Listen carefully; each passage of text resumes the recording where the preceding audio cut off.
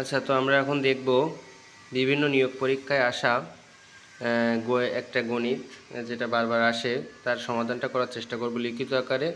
কারণ আমরা এখন দেখছি যে বিভিন্ন নিয়োগ পরীক্ষায় লিখিত আকারে প্রশ্ন হচ্ছে, যে তৃতীয় চতুর্থ শ্রেণীর যে পরীক্ষাগুলো সেখানে লিখিত আকারে প্রশ্ন হচ্ছে। তো আমরা এটা লিখিত আকারে সমাধান করার চেষ্টা করব। তো এখানে দেখা যাচ্ছে, প্রশ্নটাকে একটু ভালোভাবে পড়ি। একটি পুকুরের দৈর্ঘ্য এবং প্রস্থ যথাক্রমে 15 মিটার আর 10 মিটার। দৈর্ঘ্য হচ্ছে 15 মিটার, প্রস্থ হচ্ছে 10 মিটার। পুকুরের চারপাশে 5 মিটার প্রশস্ত একটি রাস্তা প্রস্তুত করতে হবে এবং ওই রাস্তাটা করতে কত টাকা খরচ হবে সেটা বের করতে বলছে। এবং টাকার একটা বিষয় দেওয়া আছে, প্রতি মিটার রাস্তার ব্যয় হবে 120 টাকা। তো আমরা যদি এখানে একটা চিত্র আঁকানোর চেষ্টা করি, যে এটা যদি পুকুর মনে করি, তো পুকুরের দৈর্ঘ্য হচ্ছে 15 মিটার আর পুকুরের প্রস্থ হচ্ছে 10 মিটার, আর এর চারপাশে 5 মিটার প্রশস্ত একটা রাস্তা আছে। এটা হচ্ছে রাস্তা, পুকুরের চারপাশে রাস্তা, এটা হচ্ছে 5 মিটার করে, এটা হচ্ছে 5 মিটার প্রশস্ত। এইখানে এই রাস্তাটা করতে কত খরচ হবে? তো আমাদের মূলত রাস্তার ক্ষেত্রফলটা বের করতে হবে। রাস্তার ক্ষেত্রফলটা বের করলে রাস্তার 1 মিটারে যেহেতু খরচ হচ্ছে আমার এটা, তাহলে তখন রাস্তার এটা মোট খরচটা বের করে ফেলা যাবে।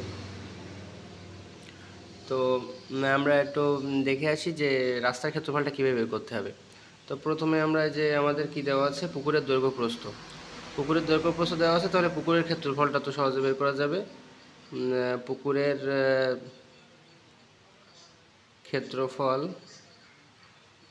পুকুরের ক্ষেত্রফল সমান সমান দৈর্ঘ্য গুণন প্রস্থ, তাহলে হচ্ছে 10 গুণ দৈর্ঘ্য হচ্ছে 15, প্রস্থ 10, এটা হচ্ছে বর্গমিটারে আসবে, বর্গমিটার, কারণ ক্ষেত্রফলের একক হচ্ছে বর্গমিটার। তো 10 আর 15 গুণ করলে হচ্ছে 150 বর্গমিটার। এটা হচ্ছে আমাদের কি পুকুরের ক্ষেত্রফল, এটা হচ্ছে পুকুরের ক্ষেত্রফল। তো এবার আমাদের রাস্তা সহ পুকুরের ক্ষেত্রফলটা বের করতে হবে। এই যে রাস্তা সহ পুকুরের ক্ষেত্রফল, তাহলে রাস্তা সহ পুকুরের দৈর্ঘ্যটা বের করে নিই। রাস্তা সহ পুকুরের দৈর্ঘ্য, রাস্তা সহ পুকুরের দৈর্ঘ্য কত আসবে? এখানে মূলত পুকুরের দৈর্ঘ্য হচ্ছে 15 মিটার, তাহলে 15 আর হচ্ছে যোগ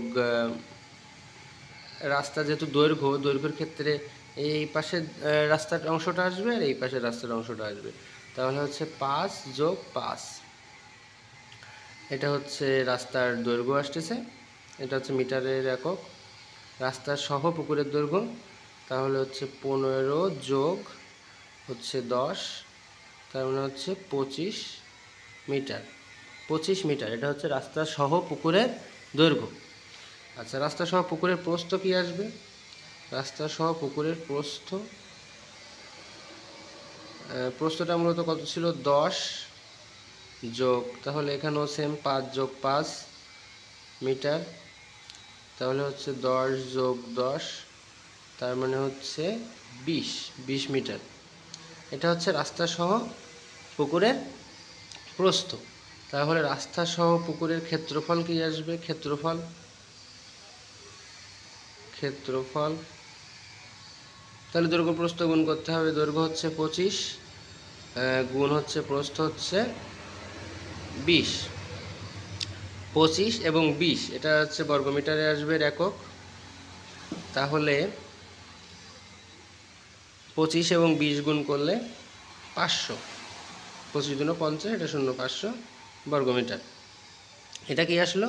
রাস্তা সহ পুকুরের ক্ষেত্রফল।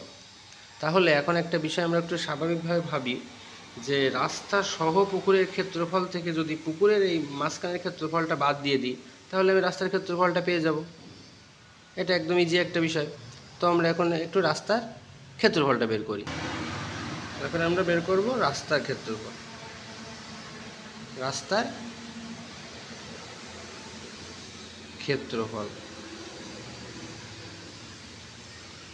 ক্ষেত্রফলটা বের করি। রাস্তার ক্ষেত্রফলটা কত আসবে? 500 বিয়োগ 150, এটা হচ্ছে কি বর্গমিটার। আচ্ছা, 150 বিয়োগ করলে কত আসতেছে? 350 বর্গমিটার। ঠিক আছে। আচ্ছা, রাস্তার ক্ষেত্রফল তো পেয়ে গেলাম। এবার রাস্তার প্রতি বর্গমিটারে খরচ হচ্ছে 120 টাকা। প্রতি বর্গমিটার মানে হচ্ছে 1 বর্গমিটার। তাহলে 1 বর্গমিটারে